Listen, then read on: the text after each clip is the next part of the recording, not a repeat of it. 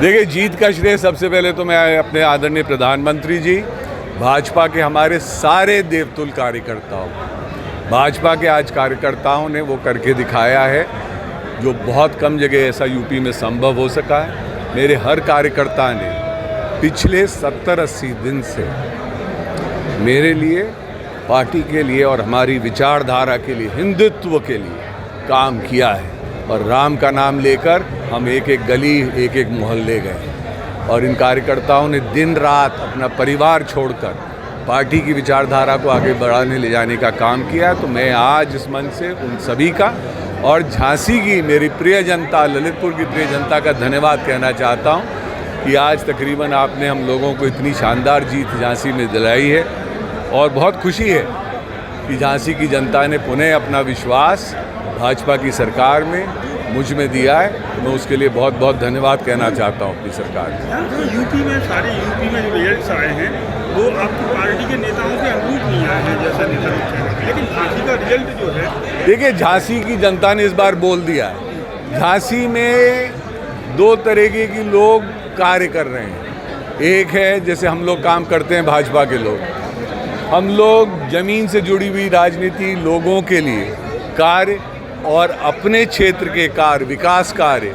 जिस हिसाब से हमने करे हैं उस हिसाब से वो कार्य बहुत सारे करे गए हैं। और कुछ लोग करते हैं नौटंकी, हाँ। और मैं विशेष रूप से कहूँगा ठगबंधन के जो प्रत्याशी जी हैं उन्होंने ज़िंदगी भर एक ही काम किया है, नौटंकी।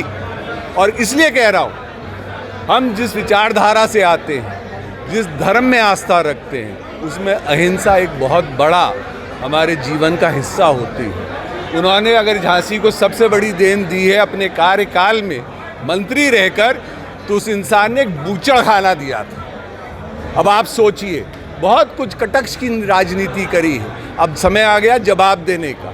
और ये सोच के चलिए कि जब मंत्री रहा तो क्या किया, कितने सवाल पूछे, किस किस के वहाँ गया। वो तो एक मीडिया का बनाया हुआ है, 4 मीडिया को लेके कहीं खड़े हो जाओ और किसी के भी 2 झगड़ों में आप बीच में अपना पैर अटका दीजिए और बोलिए कि भाई साहब मैं सुलझा दूंगा, और फिर गायब हो जाइए क्योंकि मीडिया की शॉर्ट हो गई। भाई साहब, ये भाजपा है, हमारे प्रधानमंत्री और हम ज़मीन से जुड़े हुए लोग हैं, ज़मीन पे काम करते हैं और ज़मीन का कार्य दिखाते हैं। मैं आपको वही प्रोजेक्ट्स गिनवाता हूँ जो मैंने कराए हैं, जो मेरे विधायक लोगों ने कराए हैं, मेरी सरकार ने कराए हैं। हम कभी आपको ऐसे नहीं गिनाते जैसे बताया गया है कि एग्रीकल्चरल यूनिवर्सिटी, उसमें भी मैं क्लियर कर दूं, IGFRI को ज़मीन दी गई थी मेरे पिता के कार्यकाल के दौरान। IGFRI सभी को पता है, काफरी सबको पता है। उसके बीच में एग्रीकल्चरल यूनिवर्सिटी आई है। वो ज़मीन कहाँ से आई?